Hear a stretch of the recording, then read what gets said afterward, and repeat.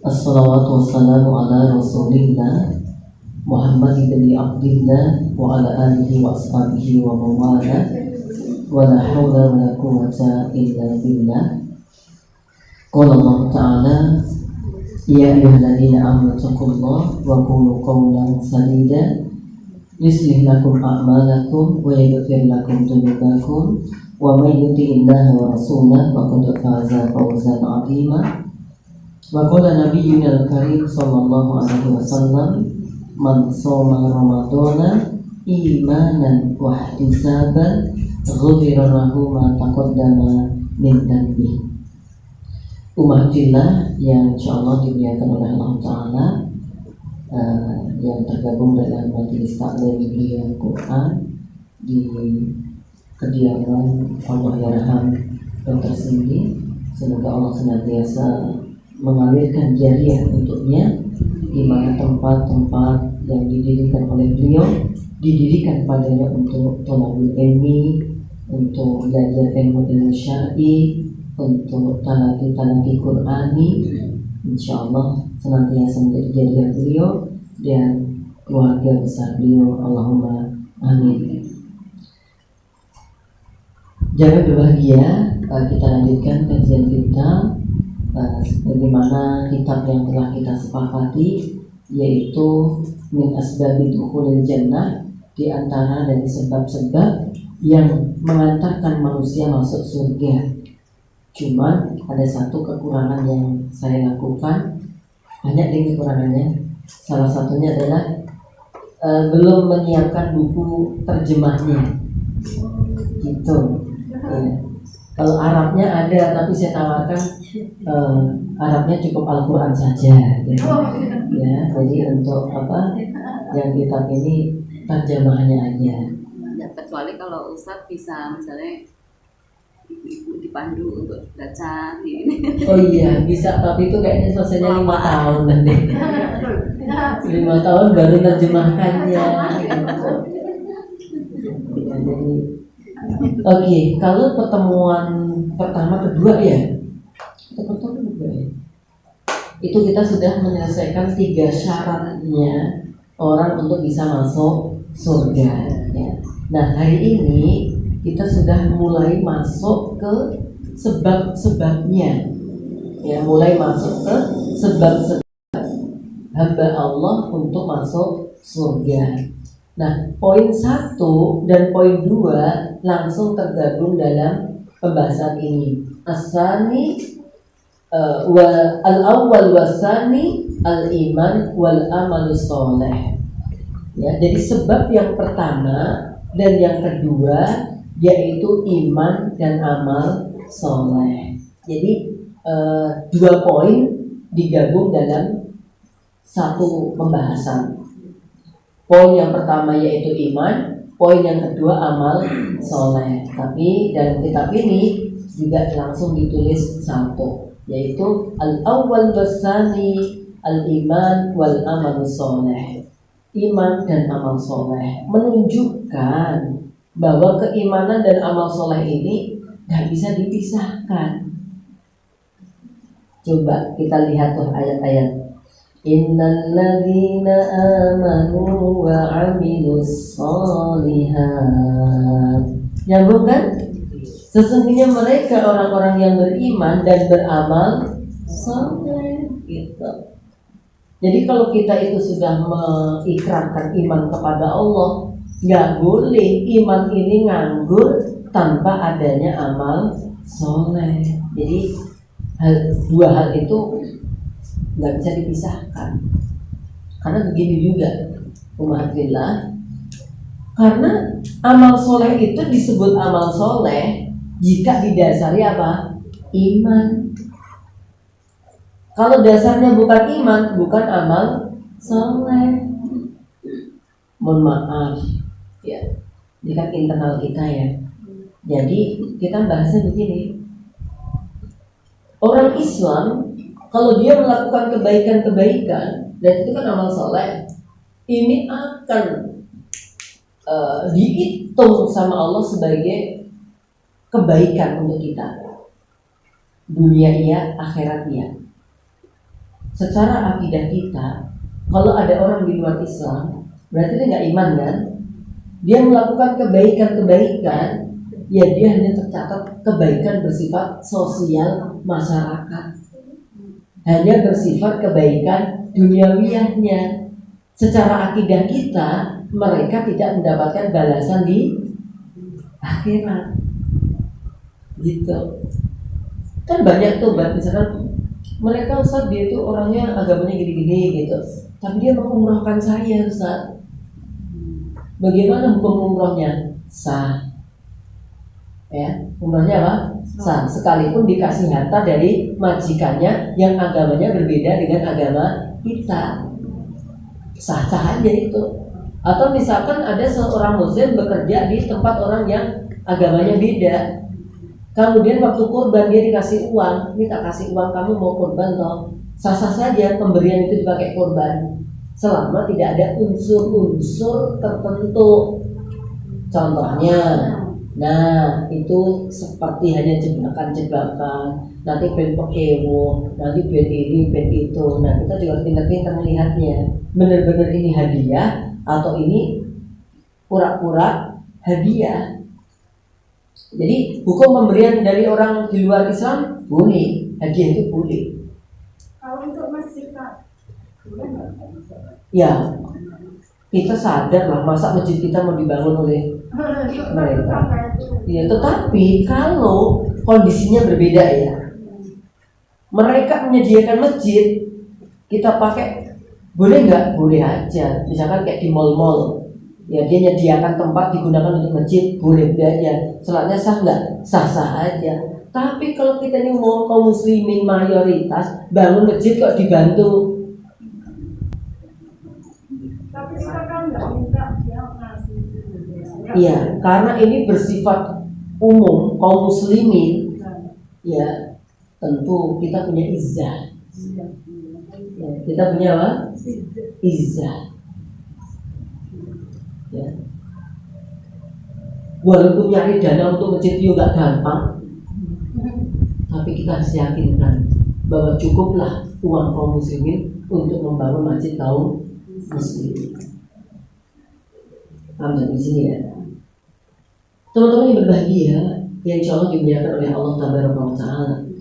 Jadi kalau kita beriman, ya berarti kita harus semangat untuk beramal soleh. Gitu loh. Jangan sampai keimanan kita kosong, nganggur. Nah, yang penting udah beriman kan, udah nggak syirik gitu aja lah. Nggak cukup teman-teman. Karena ternyata kewajiban-kewajiban yang kita laksanakan hari ini bisa saja ada kekurangan-kekurangannya. Maka kenapa sih setelah sholat wajib kita diminta istighfar? Ya enggak? Habis Assalamualaikum warahmatullahi, Assalamualaikum warahmatullahi, apa yang kita lakukan? Istighfar. Astagfirullah, astagfirullah, astagfirullah. Kata ulama, karena ketika kita sholat itu banyak nakois, banyak kekurangan-kekurangan dalam sholat. Buh rukuke enggak tumak nina, buh sujudnya enggak tumak nina, atau brundel rasani imame. Terawih suwi rauku.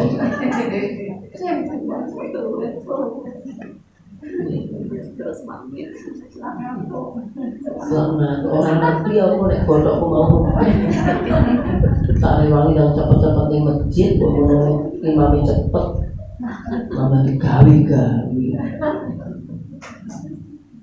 Itu ya. Karena makanya habis ibadah itu kita diminta istighfar karena masih banyak. Udah ibadah aja kita ini masih banyak kekurangan-kekurangan. Maka nggak cukup itu, ditambahi amal soleh yang lain. Apa sih amal soleh itu? Kullu amalin ya'maluhun nas wallahu yardofi.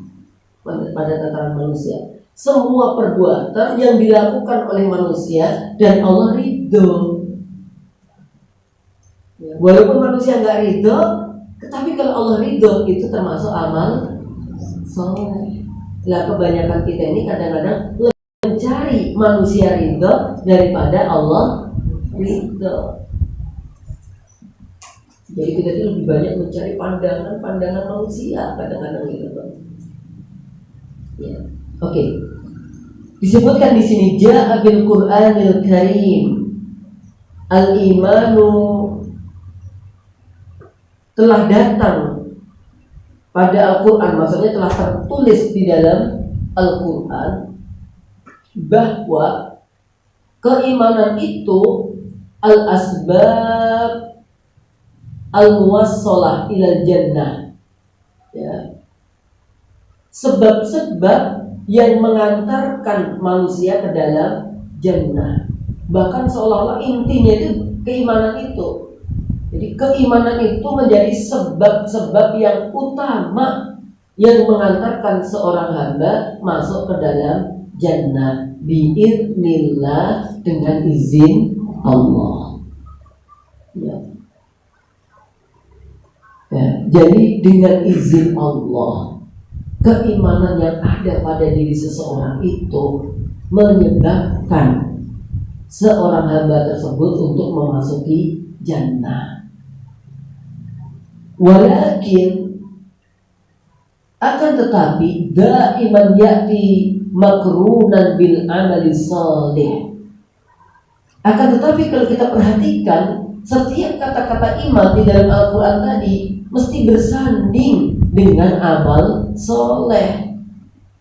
La taqtadidu mawdi'i fihi dzikril iman wa annahu sababa lidukhulil jannah illa wa huwa makrun bil amali soleh. Hampir tidak kita dapati ketika ada kata-kata iman yang mengantarkan ke dalam surga kecuali mesti bersambung dengan amal soleh.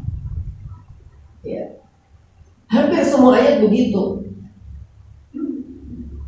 Pada ayat-ayat yang jumlahnya sangat banyak sekali, ya, misalkan di sini disebutkan walladzina amanu wa 'amilus solihati ulaika ashabul jannah hum fiha khalidun.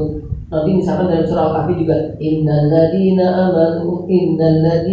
amanu wa 'amilus solihat kanat lahum jannatul firdausi nuzula. Jadi setiap ada kata-kata iman yang kemudian nanti akan berujung ke dalam surga, mesti di situ diikutkan hal-hal yang terkait dengan amal soleh.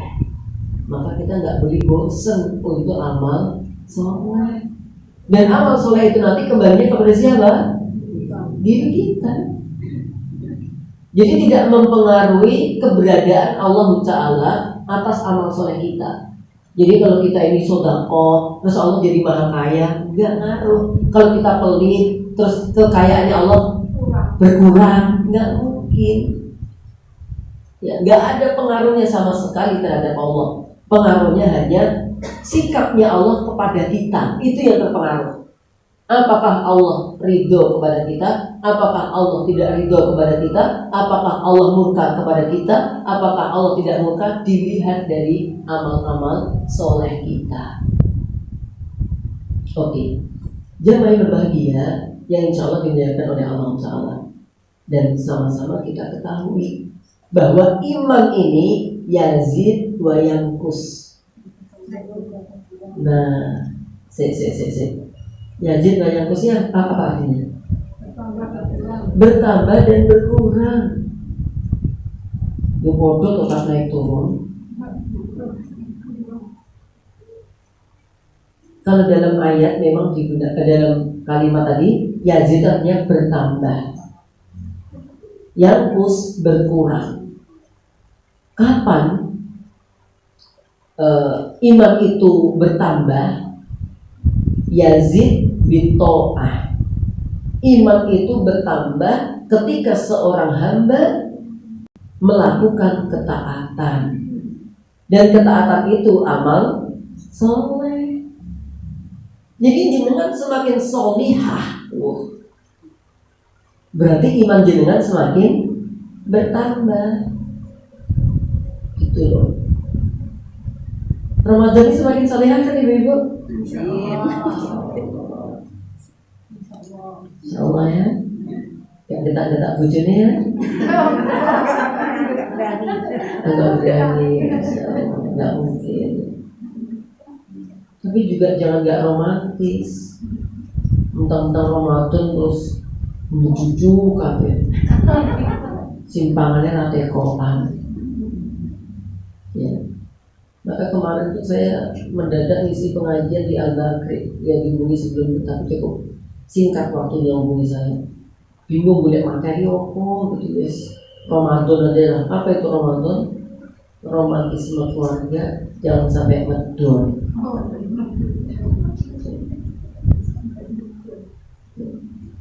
Jadi harus pintar-pintar diatur Ramadan bagaimana tetap syahdu, Ramadan tetap enak, nyantai, dan pahala terus kita mau berlimpah.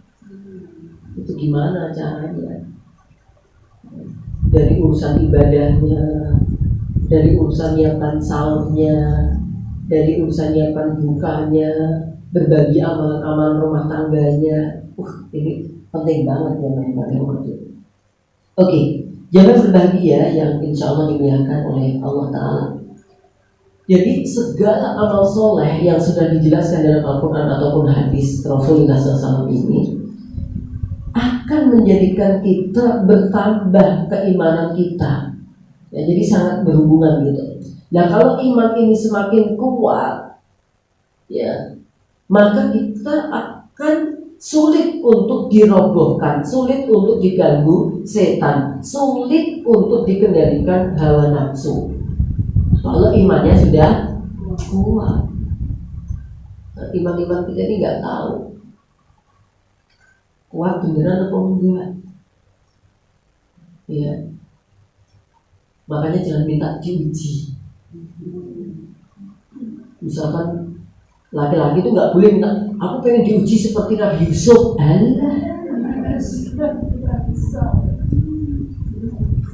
Nggak kuat.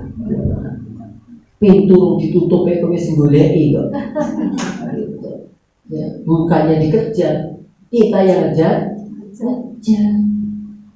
Itu kan Nabi Yusuf dalam surat Yusuf dikatakan tuh, hammat biha, si Zulaikha Imratul Aziz sangat hasrat banget untuk mendapatkan Nabi Yusuf. Nabi Yusuf ada keinginan juga nggak? Ada. Nabi Yusuf itu manusia, sekalipun derajatnya adalah nabi, tapi dia juga manusia. Wahamma biha. Dan Nabi Yusuf juga ingin mendapatkan Zulaikha, jenenge istrinya pejabat. Kira-kira kulitnya warnanya kayak apa jemaah? Glowing, duanya kira-kira berapa meter? Anak pejabat orang kayak awet dewi kena debu terus. Orang kata kurung terimbu.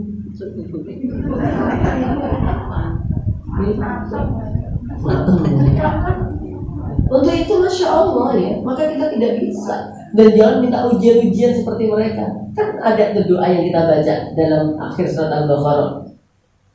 Ini Al-Baqarah tuh, Rabbana la tu'akhidna in nasina aw akhtana Rabbana wa la tahmil alaina isran kama hamaltah. Coba, ya Allah jangan Engkau berikan beban ujian kepada kami sebagaimana ujian-ujian yang telah Engkau berikan kepada mereka, para nabi, para rasul, tapi pahalanya minta sama. Tempatin nanti modal ya, tapi ujiannya mohon beda. Allah sangat ngerti banget dengan keadaan kita. Ujiannya minta beda, tapi tempatnya sama. Kan nanti gitu, ya Allah kumpulkanlah kami bersama para rasul, para nabi, para syuhada, para sholihin. Tapi please ya Allah ujiannya jangan sama. Maka dalam urusan ini, iman ini perlu diperbarui kekuatannya. Bagaimana caranya? Jadidu imanakum bi la ilaha illallah. Selalu perbarui keimanan kalian dengan mengucap kalimat la ilaha illallah sambil dipahami makna-makna di dalamnya. Lah iman itu apa sih? Disebutkan dalam hadis yang kedua dalam Arba'in Nawawiyah yang menyebutkan juga hadis ini disebut sebagai hadis Jibril. Ketika seorang laki-laki, dan ini adalah malaikat Jibril yang menyamar seperti seorang laki-laki, menemui Nabi Muhammad SAW setelah bertanya tentang Islam, beliau bertanya tentang iman. Fa'akhbirni anil iman. Wahai Muhammad, terangkan padaku apa itu iman. Kemudian Nabi SAW menjawab, al-imanu antuk minabillah wa malaikatihi wa kutubihi wa rusulihi, kemudian wal yaumil akhir, kemudian wa qadarihi khairihi wa syarrihi. Iman itu ada 6. Ini yang menjadi rukun di dalam Islam. Nah, apa itu? 1, beriman kepada Allah. Ya. Harus yakin. Saya pernah ketemu orang yang ngawur gitu. Loh, kamu syahadat mas? Iya dong, asyhadu alla ilaha illallah. Loh, kamu nyakseni mas? Iya saya nyakseni. Simbol nyakseni siapa? Allah. Loh, mana Allah aja nggak ada kok. Wah, ya Allah. Padahal adanya sesuatu itu bisa diwujudkan dengan tanda-tandanya apa? Ciptaannya. Likulli fi'lin fa'ilun. Setiap ada perbuatan mesti ada yang berbuat. Ini ada perbuatan nutupi meja dengan takwa. Ada yang melakukan ya?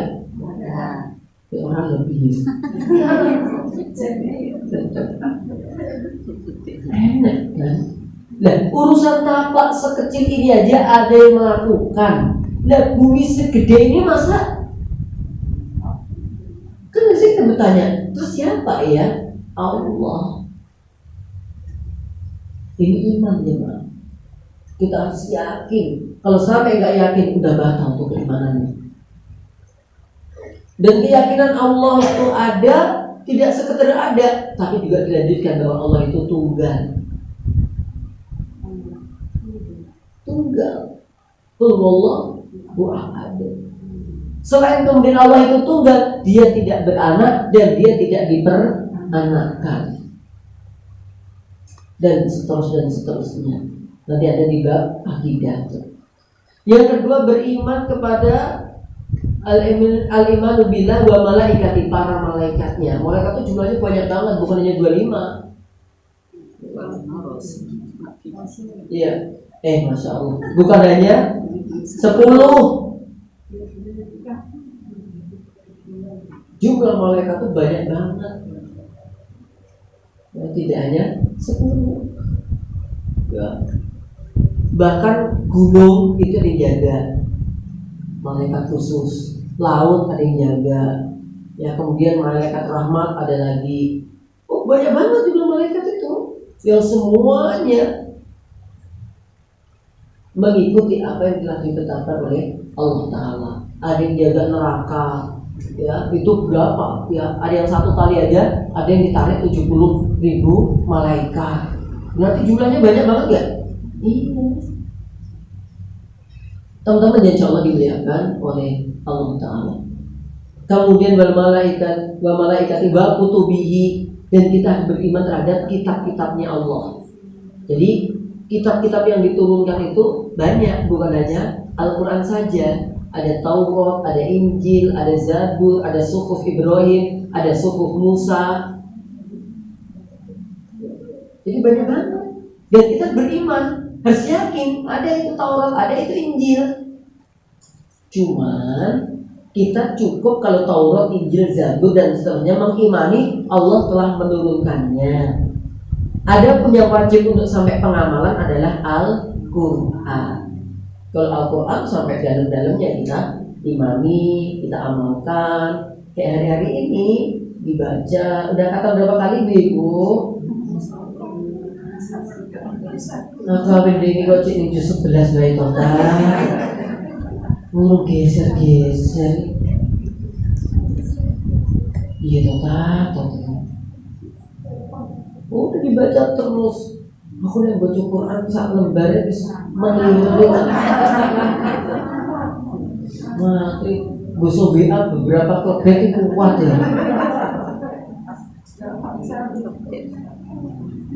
Ya, padahal Al-Quran kan jauh lebih menarik sebenarnya daripada WA. WA nya gitu-gitu aja. Al-Quran kan perlu inspirasi. Kenapa kok kita gampang ngantuk karena lemas? Oh, bisa jadi hati kita ini masih kotor.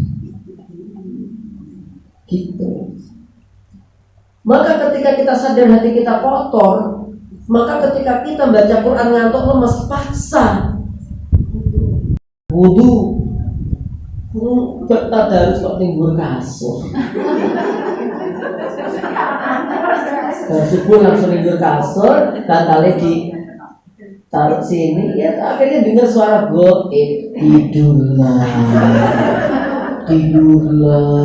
waktu masih panjang, tidurnya orang puasa adalah ibadah. Yesus. Atau motivasi kita kurang, atau kita nggak merasa target. Bila konconin dah itu 20 tuh, bukan ditambah semangat. Saya rasa kata-kata mana?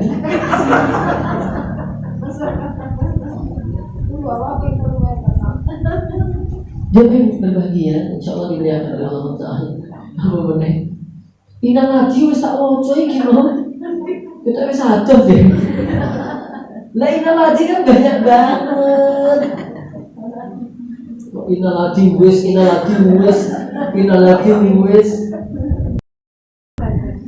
Baru tiba-tiba katam. Gak pede dia, yakin deh. Ngegol kayak gini pakai tangan, bal-balan. Itu gak selebrasinya gak bisa yakin. Katam yang nguluwi ya ora nikmat gitu sama. Di belah kepite oh ya. Aku kayak katamku curang kok mereka. Ya, jadi di antaranya mengimani Al-Quran kita harus baca. Ya kalau saya sarankan sih tidak sekedar baca Al-Qurannya, tambahi mungkin pas ada apa, diatur waktunya gitu. Atau sebelum tidur misalkan baca artinya. Ada kok yang sudah diterjemahkan itu tafsir Imam Ibnu Katsir itu akan menambah bobot ilmu. Baca aja iya sudah berpahala. 1 huruf 10 kebaikan dilipat gandakan menjadi 700 menjadi ila akafin kasrah. Bener menjadi obat penyakit hati, iya penawar dari racun-racun hati, bener. Coba kalau kita dulu dengan motivasi dari wali itu baca Quran sak maknane, ya kan? Itu nek wong hamil nek macane keliru bayar. Maca Quran sak makna sak manae. Ya repot loh. Maca Quran sak manae. Berarti kan baca Quran sampai melahirkan. Ya kudune yo ngono jajane gitu. Kalau HP kan gitu. Ya. Kita bentuknya juga bahagia.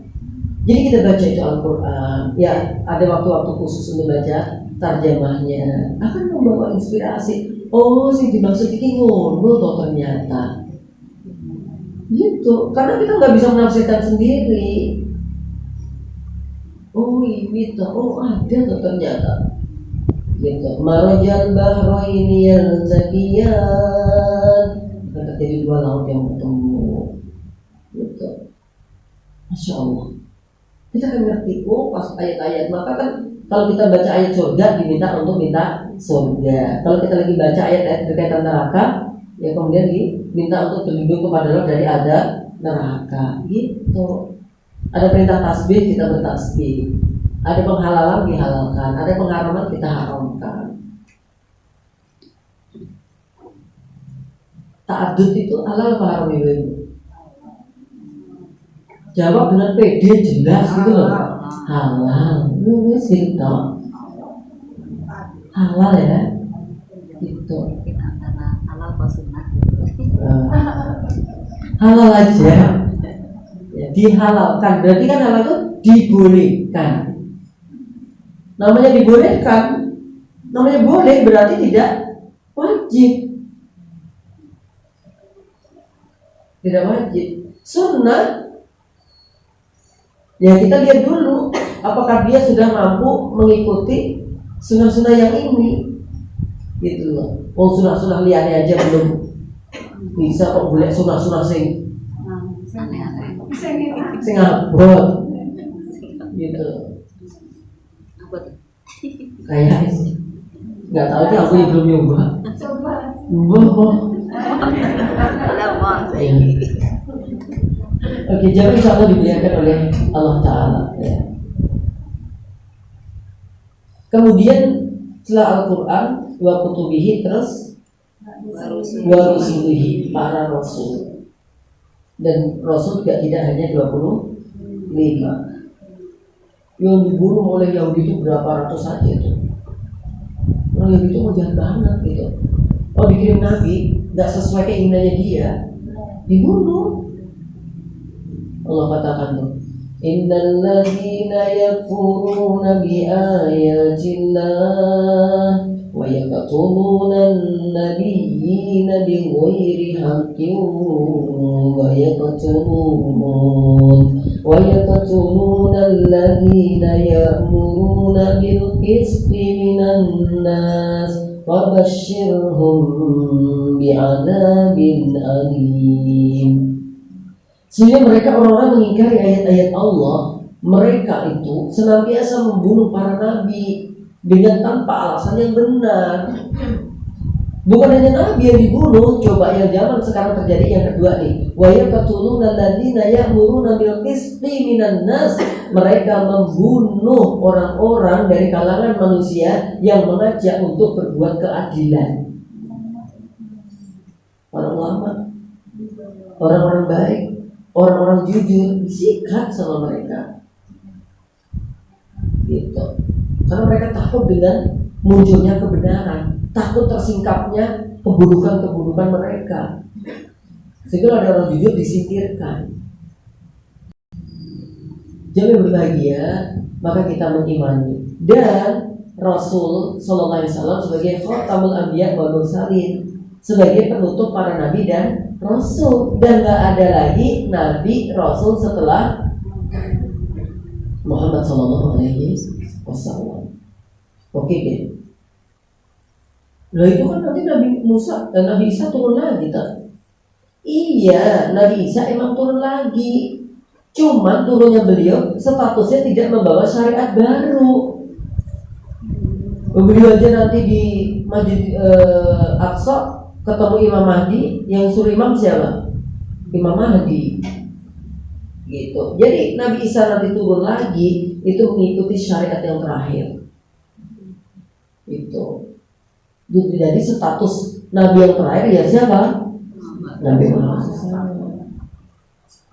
Banyak orang ngaku-ngaku Nabi itu. Diteliti itu di Indonesia ada 100-an yang nggak dengan nabinya. Palsu kabeh.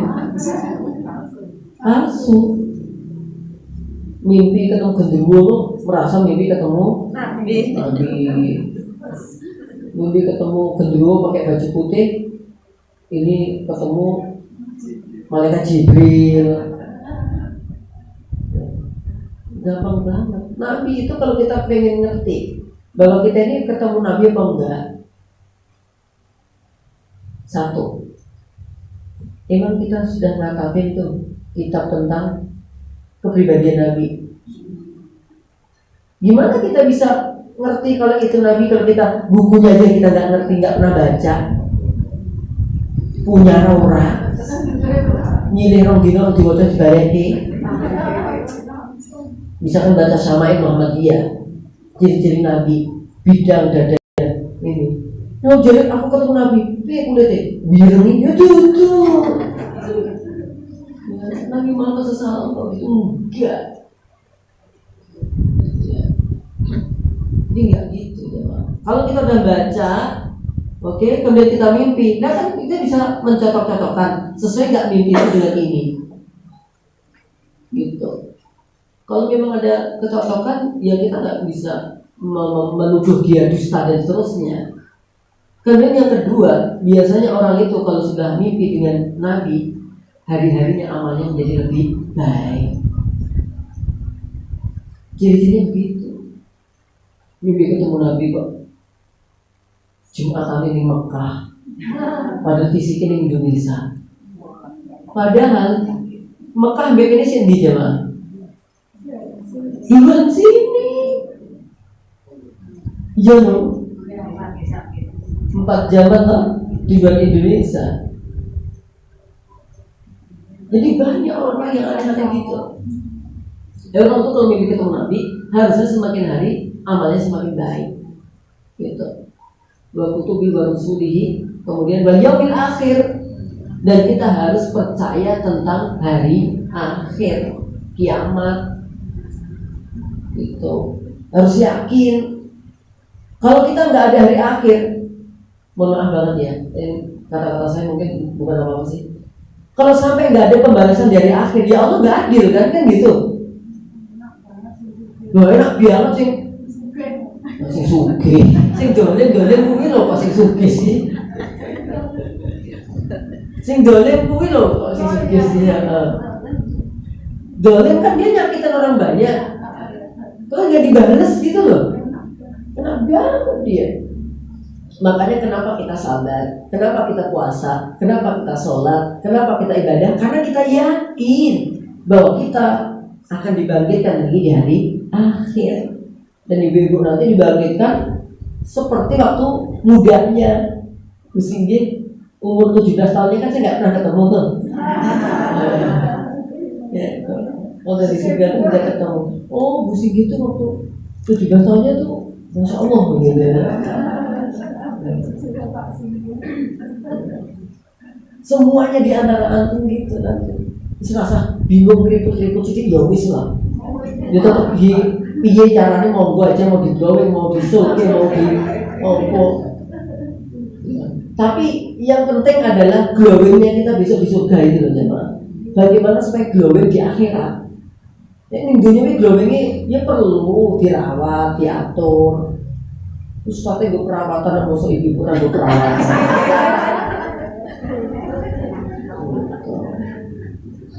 Perawatan lo, Ustaznya dirawat loh, dirawat kayak lo, dirawatin ini pun yang kan gitu. Itu jemaah. Jadi dirawat tuh dikasih kulit oleh Allah, dikasih fisik, dirawat juga, dijaga. Gitu. Cuman siapkan supaya kita bisa glowing di akhirat. Dengan memperbaiki wudhu kita, ojo-ojo mau ipiak, mau dine, sunblock luntur, sunblock kayak kena gampang, ipiak, males tak ribet, nah dandannya suwe ya, aku naik wudhu tak jamak tak, nggak cukup jamak, nggak usah nggak pernah jadi perempuan loh. Ribet tak jawab kos kaki, apa juga, terus apa jenisnya sih jenisnya juga kan? Oh cikut nih, bukurela. Ini bukur ada kenaikan kayak minyak nggak? Nggak ada. Itu jangan dimuliakan oleh Allah Taala. Jadi keimanan untuk hari akhir ini juga penting. Harus selalu kita pupuk dalam diri kita. Ya kadang-kadang dunia orang yang mati itu ya gitu ya kadang-kadang gitu. Rapopoan, gini-gini sempatnya bismillah semoga masuk surga. Ya dunia mawa. Itu kudu koso peduku ya. Apalagi dari mau itu kan kadang-kadang kerjanya akeh karen sithik digetak-getak. Nih suami keluar kerja panas capek, jenengan rumah jadi kerja terus. Ketika subuh, wis ngepel, wis isa-isa, wis lipet-lipet, wis apa-apa. Menjelang duhur, waktu kesel toh, rekai meh daya-daya nyateng. Nyata lagi makser bujune teko. Oh, mau itu turu wae. Wis rotok turu sithik nyetel HP, wis entek riwayate. Oh, gitu toh. Gitu toh. Suami milik gosok keluar nyari nafkah yang halal untuk tambah kamu ya untuk HP melalui maka ada 4 wanita masuk surga, syarat masuk surga tanpa disuruh lewat pintu mana aja itu kan sing rotok paling abot kan justru tak ada suami itu nek babakan apa ya sholati khamsah sholat 5 waktu aman, sholat mudah. Kemudian untuk puasa Ramadan gampang. Kan tambah banyak kan ibu-ibu yang ketika datang haid itu rada piye gitu. Mantap, aku pengen popo haid misalkan. Tapi itu bukan menyesali haidnya sebenarnya. Saya tahu banget bahwa perasaannya dia itu karena ingin mendapatkan kebaikan dan terusnya gitu loh. Ya, kemudian dia menjaga kehormatannya, saya rasa itu udah wajar, bisa insya Allah. Tapi untuk taat bagi suami itu sih rada. Bagi jenengan misalkan nih pendidikannya lebih tinggi, ilmunya luwih akeh.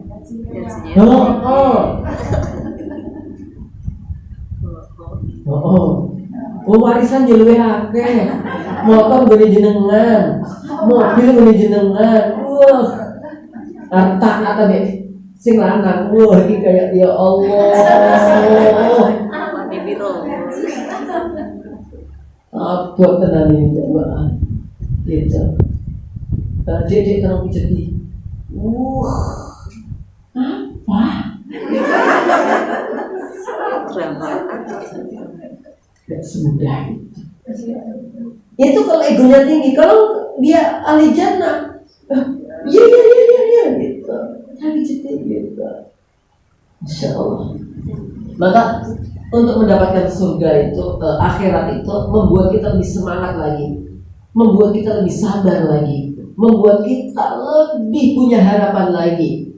Maka puasa kita kan juga begitu, man shoma ramadhana imanan wa ihtisaban ghufira lahu ma taqaddama min dhanbi.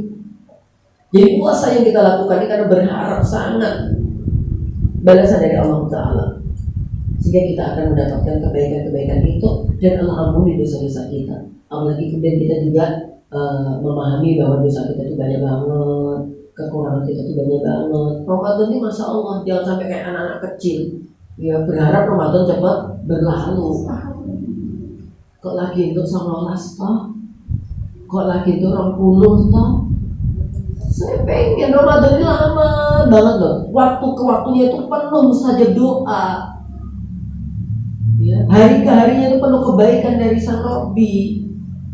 Pekan per pekannya itu terus kita gunakan untuk tilawatul Quran. Itu loh jemaah.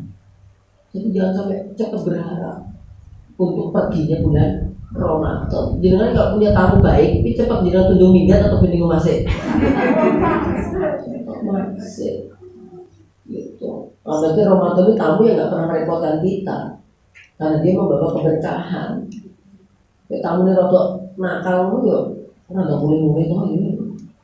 Tapi dia tamu baik, ya bahagia. Oke. Kemudian takdir Allah, iman kepada takdir Allah, khairihi wa syarihi. Apakah itu takdir yang baik, apakah itu takdir yang buruk? Memang Allah mentakdirkan itu semua. Ada kebaikan keburukan yang terjadi pada diri kita. Gitu. Misalkan ya sehat berarti takdir baik kan, sakit berarti kan buruk secara itunya. Tetapi dibalik menurut kacamata kita ini buruk, bisa saja yang dimaui oleh Allah kebaikan-kebaikan dibalik dari pandangan kita melihat bahwa sakit itu adalah buruk. Tapi dibalik itu tersimpan kebaikan-kebaikan yang luar biasa. Apa inti dari kebaikan? Kita semakin dekat dengan Allah. Gitu. Jaga berbahagia. Maka kalau kita sudah berupaya melakukan sesuatu, terus itu kok kita ternyata qadarulahnya kok nggak berhasil, ya udah, pasrahkan semuanya kepada Allah. Kadang-kadang pernah kan kita merencanakan sesuatu, hasilnya nggak sesuai. Jangankan hasil ujian-ujian dunia, mau gawe bakwane kadang-kadang rada dadi kok. Harusnya digoreng, dia digodok. Godok pakai minyak. Godok pakai minyak. Oh iya, digoreng pakai minyak. Apa? Digodok pakai minyak. Oh iya, digodok pakai minyak. Harusnya kan gitu. Kalau di Ngawi, bakwan itu namanya eci.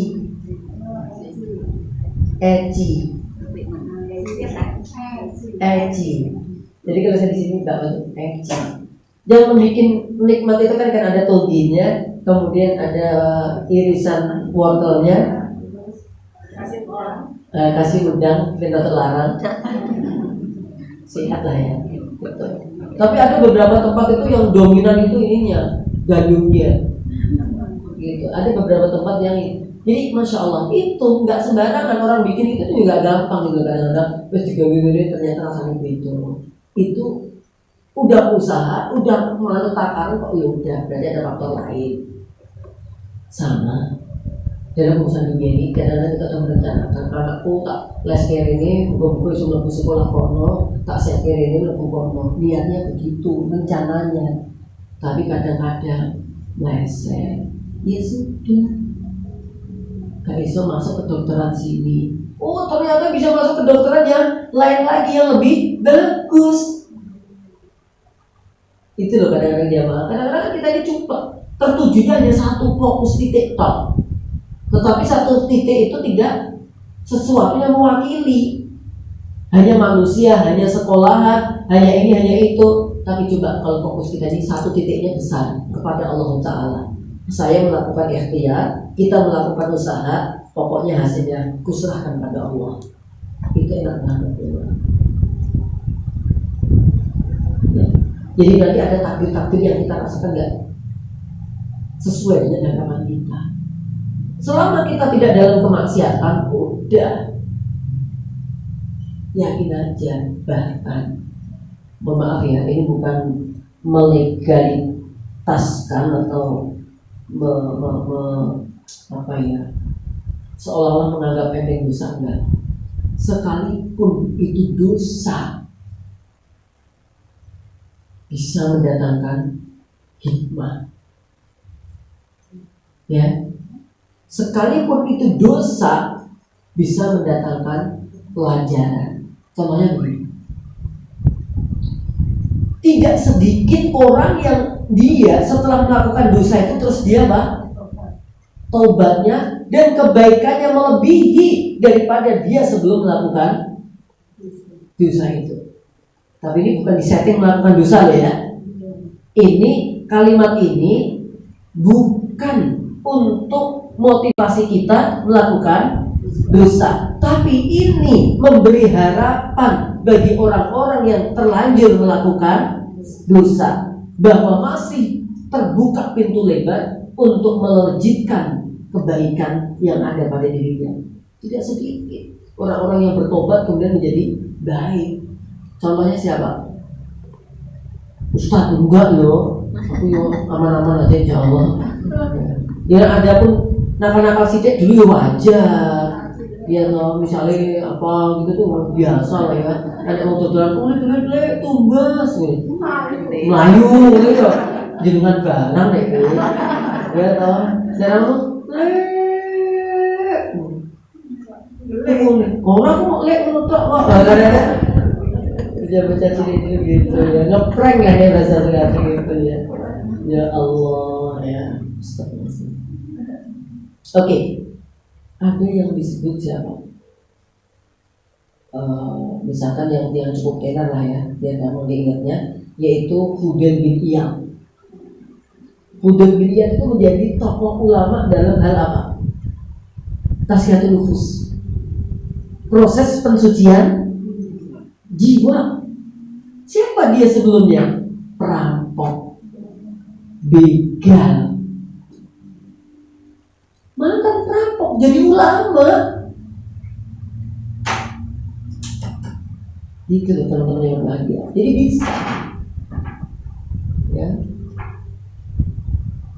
Pas dia mau merampok lagi, kalau misalnya mau maling gitu, itu ada seorang wanita membaca salah satu surat dalam surat Al-Hadid.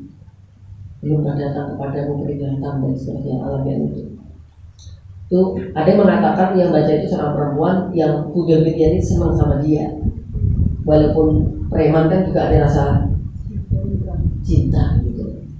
Dan ketika dalam proses itu ada ayat itu dibaca, gemetar hatinya, takut gitu tiba-tiba, iya ya, gitu. Akhirnya dia lari ke sebuah tempat duduk di situ merenung, tutupi kayak rumah tua gitu, dia di situ nyesel gitu.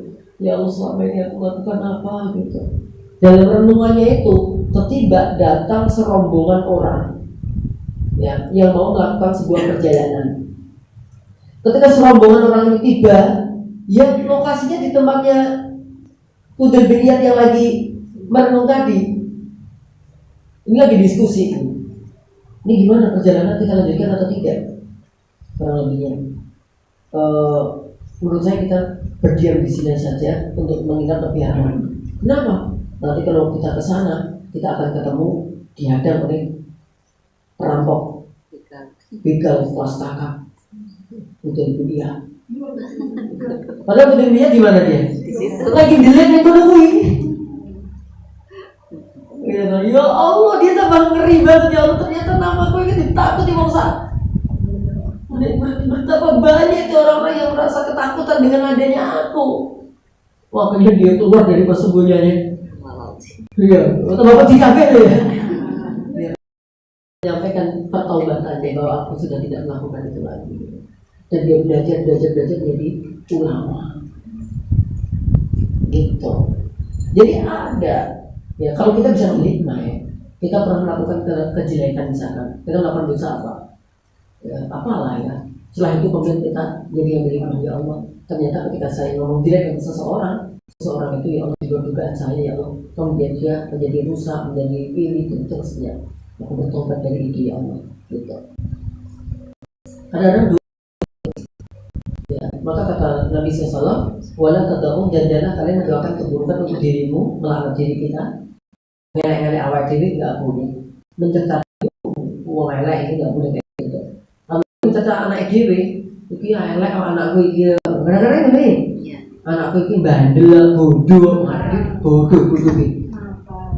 Nah kalau cara merendahnya orang, itu gitu kan? Pas misalnya gawana gitu ketemu anaknya, wah anakku pintar banget, terus masuk, bodoh nih kayak banget, kalau ini nakal, bodoh nih, ini bodoh nih ranking siji yo, ben,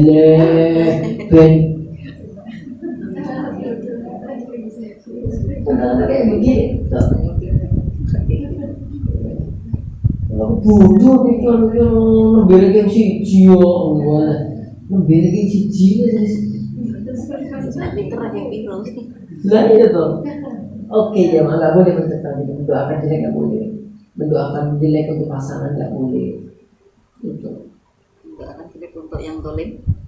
Nah, ada pun yang dolim di kondisi tertentu dibolehkan. Tapi kalau sedolim-dolim suami jangan didolimi. Doakan baik, tetap saya anjurkan walaupun dimungkinkan, dibolehkan. Kalau orang sudah melakukan dosa terang-terangan, dolim terang-terangan. Ya, sebelum itu tentu nasihat-nasihat kita untuknya. Yang kedua apa? Doa-doa kebaikan untuknya. Ya. Walaupun nanti dalam kondisi tertentu dibolehkan untuk melakukan doa apapun. Karena doanya orang terdolimi itu apa? Mustajab. Kayak Umar bin Khattab itu doakan dengan Nabi Muhammad SAW. Padahal ganasnya luar biasa kan, sarannya luar biasa kan. Tapi ketika dia masuk Islam, masya Allah, pembelaannya terhadap Islam luar biasa. Gitu. Dan doa yang kita panjatkan kan juga tidak 100% dikabulkan, dalam artian tidak ini bukan kita mengatakan Allah nggak mengabulkan, cuman syarat-syaratnya mungkin kita tidak terpenuhi dengan baik. Oke. Jamaah, jadi takdir yang baik biasanya kita senang, aman. Tapi takdir yang kurang baik ini biasanya kita yang kurang aman. Untuk itu kita harus yakin inilah tentunya keimanan. Oke? Jadi berbahagia. Kemudian di sini dilanjutkan dengan apa? Fa'aksiru bil a'mali sholihah wa badiru ilaiha. Kalau kita sudah yakin iman kita sudah kita kuatkan, maka diperintahkan untuk bersegera melakukan berbagai kebaikan, memperbanyak dan bersegera melakukan kebaikan. Jadi kalau ada peluang kebaikan, jangan disia-siakan, jangan ditinggalkan. Karena peluang itu belum tentu akan berulang kita dapatkan. Kalau ada orang nawari, bu, takjil, bu, ini di sini belum ada kurma, kalau ini lakukan. Gitu, nggak bisa banyak kita dia minta satu dus sih. Udah seberapa pun titip segini ya, nggak usah malu, nggak usah kita sendiri yang menghina dari kebaikan yang kita lakukan, seberapa pun kebaikan yang kita berikan. Gitu. Amal soleh, amal soleh, amal soleh. Semakin kita banyak melakukan amal soleh, kita akan lupa terhadap amal soleh. Lupa di situ maksudnya lupa amal soleh yang pernah kita lakukan. Tapi ini sitik kelingan terus.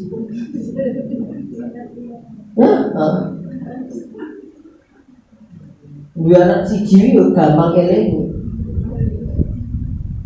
Kelingan itu lebih gampang. Kebaikan kan dikit diinget terus. Aku pernah pakai musik pahala aku ngalir. Ya Allah. Bapak kok mesti ngomong kok nyampe ke terus kok Pak? Bapak pakai komputer Pak sana itu? Oh, nah. Masjidnya Pak? Oh, nah. Keramiknya Pak? Oh, nah. Apa Pak? Saklar loro. Mungkin ingat-ingat terus puluhan tahun. Ayo kita tak tunjukin masjidnya. Sekarang ganti katanya. Jangan berbagi, perbanyak amal soleh sehingga kita seolah-olah nggak beramal soleh, lupa. Maka taruh sana, gitu nggak apa-apa. Itu supaya nanti sumbernya kita banyak. Oke, saya rasa itu jamaah karena kita nggak boleh bingung di siang hari. Kita harus berbagi waktu di tempat yang lain. Habis ini joget kajol online Zoom nanti pada dubur. Oke, jika ada pertanyaan silakan.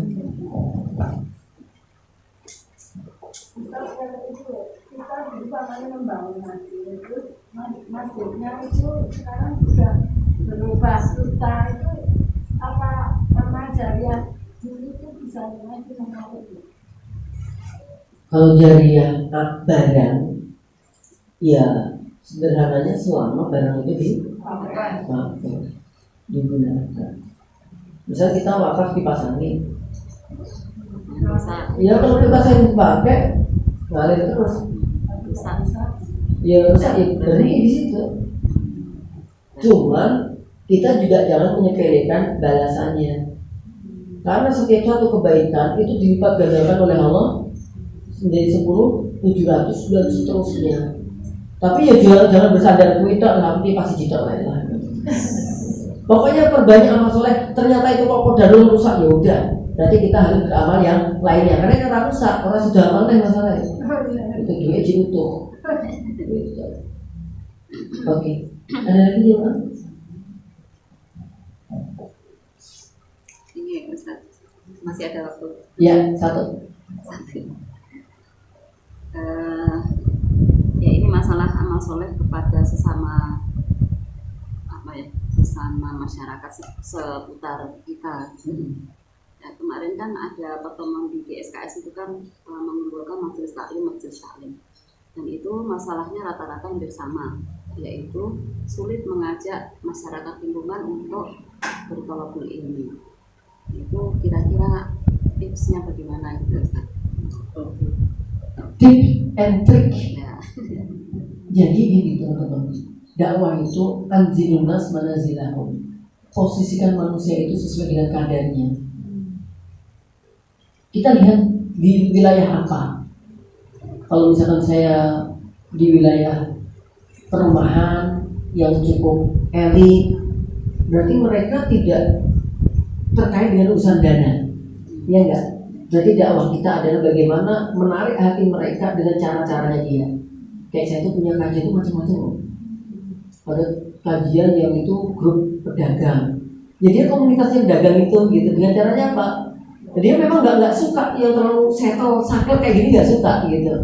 Jadi kayak di warung makan, ya saya nggak apa-apa. Saya berkorban untuk dapat makanan terus nggak apa-apa. Nggak bisa diet ya? Saya nggak apa-apa, saya berkorban saya. Nggak apa-apa. Ada yang dia nggak mau bareng-bareng modelnya. Ya, ada yang hanya berapa orang. Kan mohon maaf, jadi mungkin saya nangani juga itu. Hanya rumah ke rumah berapa orang. Kan intinya kita bukan banyaknya orang, bukan di mananya. Yang penting pesan-pesan kebaikan itu tersampaikan. Ini dakwah kan begitu. Ya saya lakukan. Jadi saya tuh level dari ini dari itu saya lakukan semuanya Mak. Ada yang diskusi pejabat, ya, pensiunan wali kota, saya ngisi juga. Gitu. Terus ada yang mohon maaf masyarakat yang dia masih takut ke masjid, ya kami datang di rumahnya, di rumahnya dia, dan dia nggak mau kalau ada orang yang terlalu pintar banget. Koncornya ini mau cari Quran terlalu gesit banget, tambah gak seneng loh. Gitu. Jadi boleh yang sepaham, sepadan dan gitu. Ya udah kita kelompokkan, karena dia beda perasaannya dengan yang lain-lain kan. Gitu lah, kita kan orangnya apa ya, multi alam. Yorono, iso gitu loh. Bukan bunglon ya, tapi maksudnya kita gampang menyesuaikan diri ya gitu. Ada yang mohon maaf kayak saya di tempat saya dalam itu, ya dia memang nggak bisa kita ngambil dana dari dia, berarti dia memang harus kayak imam-imam, kayak dana, kadang-kadang pengobatan gratis, ada makan, pokoknya menyenangkan dan mengenyangkan. Dan nanti udah tersentuh hatinya, Masya Allah, gitu. Dan itu saya beberapa tempat saya lakukan dan dengan izin Allah. Ini kayak ini tadi ada, saya di tempat saya perjalanan. Ustaz, tolong ya di Klaten Ustaz mengisi please gitu. Kenapa kok sampai paspis ini? Ceritanya gini Ustaz, saya tuh punya keluarga saya tuh dari urusan agama itu jauh banget, maksudnya belum dekat. Nah pas Ustaz di rumah saya tak undang itu, dia tuh nggak tahu saat tiba-tiba itu bahasa tuh nggak terapan aja, kemeceren, apa yang mangan apa dipangan, kemeceren gitu, pokoknya pengen undang-undang Ustaz kayak ini, dia tuh sampai ngiler loh tak gitu, Deni dia bilang, mohon minta dia nanti habis lebaran ke sana ya tapi ya please gitu. Oke, kita nggak pernah mentargetkan apa-apa pada orang dan ini. Tapi Allah memberikan hidayah melalui begitu. Jadi harus kreatif, inovatif. Ya, ini Ustaz, Afan sedikit lagi. Kan ini ceritanya Ustaz kan ilmunya sudah banyak ya. Enggak. Kalau misalnya kami sebagai yang pernah pengajian terus kepengin menyampaikan kepada warga seputar. Nah itu ada kan yang istilahnya karena ada di warga itu kan terkadang ada kegiatan-kegiatan aktivitas ataupun yang menyangkut keagamaan juga sebenarnya itu tidak sesuai syar'i misalnya. Itu akhirnya bukannya kita itu merangkul mereka, tetapi ada yang terus malah menarik diri, nggak mau bergabung dengan masyarakat seputar karena menganggap bahwa kegiatan-kegiatan yang dilakukan oleh masyarakat itu sebagian besar itu bid'ah gitu loh. Akhirnya malah menarik diri. Itu seperti itu. Saya enggak begitu ya pola saya. Walaupun masih ada campur-campur, yang jelas dia tidak sampai pada hal yang syirikan ya. Saya masih bisa membangun. Contohnya pada waktu itu mohon maaf ya, namanya halal bihalal sekampung itu kan ada yang Nasrani ya, itu. Bagi saya nggak ada masalah. Saya ketika ngisi di sana, saya datangi. Ya karena kondisinya begitu. Supaya mudah-mudahan dia mungkin nggak pernah dengar kan. Dengan begitu, misalnya ada arisan PKK ini, mohon maaf di situ masih ada unsur ribawinya. Ya kayak ibu ketua saya ini masuk aja bu, nggak apa-apa. Nanti ada nyanyi-nyanyi, wis masuk sih kayak apa-apa. Lama-lama dikit-dikit disampaikan bahwa kalau begini ini riba. Itu nggak gampang, udah sekian tahun baru akhirnya nggak ada arisan yang model dipinjamkan paksa yang ini nggak ada. Akhirnya kita ya udah kas-kas biasa aja. Awalnya pada narik diri yang nanam modal itu karena biasanya dapat 2,5% dan ini ya artinya begini ya Mak. Ada sebuah hadis tentang dakwah. Ini kalau perlu mempelajari metodologi dakwah. Di situ dikatakan apa? Kamu berinteraksi dengan manusia dan pada akhirnya kamu terciprat dosa, itu jauh lebih baik daripada kamu hanya di kamarmu menganggap dirimu baik hanya beribadah pada Allah saja. Ya kita harus terjun, ya enggak? Ya tetap kecipratan dengan saya ngisi di umuran 25 tahun ini kan saya mau nggak mau saya merem atau melek kalau ngajar. Melek merem. Ya otomatis ya, tapi itu kan nggak bisa kita hindarkan. Jangan berbahagia. Aku melek dia udah hilang kan. Gitu loh. Jadi ya kita bisa ngatur diri. Ya, selama tidak kita itu kan masih ada peluang berdakwah. Oke, saya rasa itu dulu yang saya ada. Ya amin. Tapi dakwah harus dilakukan terus. Gitu. Jadi saya cukup. Kita langsung cukup. Subhanallah wa bihamdika, asyhadu an la ilaha illa anta, astaghfiruka wa atubu ilaik. Assalamualaikum warahmatullahi wabarakatuh.